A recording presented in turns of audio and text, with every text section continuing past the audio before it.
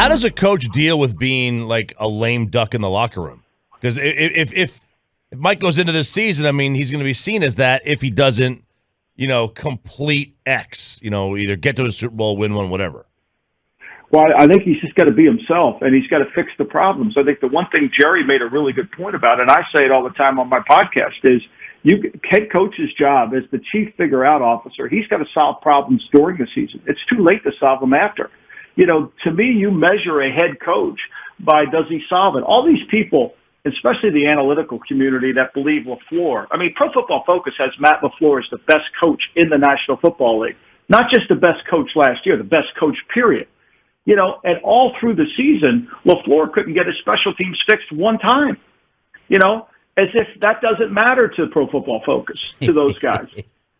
Seriously, he's in charge of all three phases of the football team. This will be the second year in a row he's going to fire a coordinator after losing a playoff game. And he didn't fix it. So if I'm McCarthy, I heard Jerry. I got to have more attention to detail. I got to work harder at my craft. I've got to really spend time with the new defense coordinator to make sure that if we lose Quinn, somebody can come in here. We can duplicate our turnover success and our success defensively. I mean, I think you just got to strap it up and just go full board in it because your future is really resting on your ability to control what you can control. And that's all he should worry about. How do you fix penalties? Well, you look, there's an old saying that I say all the time. You're either coaching it or allowing it to happen. Okay? So you're either coaching it or allowing it to happen. If you want to stop holding penalties, and I know a coach who works up in New England who does this all the time, if he wants to stop the defensive backs from holding, he tapes their hands. If he wants the offensive line to not hold, he puts mittens on them. I mean, there's ways to do it. If what you emphasize is what you become. That's what a head coach is supposed to do. If you're fumbling the football and you can't handle wet balls, he'll have wet balls on the field. He can't wait to make the balls wet. I mean, that's what you do. You're the chief figure-out officer. And so you basically try to solve that. Obviously, if you bring referees into practice and you make people aware of it, that does some good. But when you bring it to their attention, when you walk into the team meeting on Thursday morning after a Wednesday practice and you point out 6 holding calls, and then you basically say, hey, look, fellas, you want to hold? You're going to hold? You're not going to play. I mean, I've heard Belichick tell everybody on the special teams, because special teams penalties are the biggest disasters in football. They're really one of the unforced errors that shouldn't happen. I've heard him tell the team, look, you get penalties in the kicking game, you're not going to play. Michael Lombardi joining us here, 105.3 The Fan. What would the compensation be for Sean Payton? Like, what would the Cowboys have to give up? Well, I mean, that's a hard question for me to answer because I don't know what's in Sean's contract. I don't know. Now, one thing you all have to understand is contracts, if they have extended years and the coach resigns, those extended years are still to the team. So there have to be a deal that would be brokered.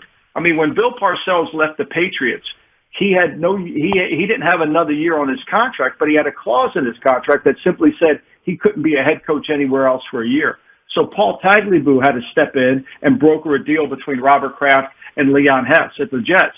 And I think that became a 2 and a 3, and then a 4, and then a first-round pick.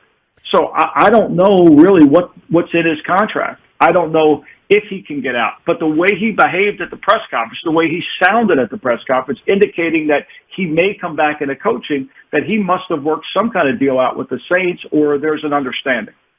Michael, the Sean Payton skeptics around here say, number one, keep him away from your cap. He destroyed the Saints, giving Taysom Hill his money. And number two, if you look at Payton and McCarthy on paper, it is virtually the same with their Hall of Fame quarterbacks. How much better of a head coach is Sean Payton than Mike McCarthy, in your opinion? I think he's a better head coach. I think he's going to go into the Hall of Fame. His win percentage. I'm working on this book about the Hall of Fame, and one of the things I think the Hall of Fame does a really poor job with, and I think Rick Goslin, former of the Dallas Morning News, is sensational as one of the voters. But I do think that the one of the mistakes they make is there's no criteria. There's no criteria. If you win a Super Bowl or you win 2 Super Bowls, you're automatically in. If you don't win a Super Bowl, you can't get in. Marty Schottenheimer's won 200 games in his NFL coaching career. He's only one of 10 coaches that have done that. He can't even get a sniff. Vic Vermeil's only won 52% of his games, but he won one Super Bowl, so he's going to get in this year. Like, there's no rhyme or reason. But based on the criteria that my book will set forth, Sean Payton's a Hall of Fame coach with the winning percentage, Super Bowls, playoff appearances, and all that without losing seasons. And so, look, the cap is the cap. I mean, I think they went all in.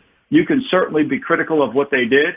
But I think Sean was really influenced. I think the difference for Sean, to me, is, and I go back a long way with Sean. When I was at the Philadelphia Eagles, Jeffrey Lurie asked me to hire a young coach, find a young coach who could eventually replace Gruden, because we knew Gruden was going to leave to become a head coach. And we interviewed Dirk Cotter, we interviewed Robbie Bosco, we interviewed Sean Payton, we hired Sean Payton.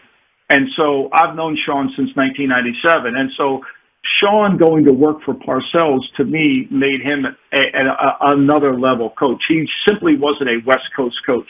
He learned the game inside and out from Parcells, which I think benefited him in New Orleans. So, you know, I think you can look at numbers, and certainly that's what the Hall of Fame voters do, but I think there's more to just the numbers.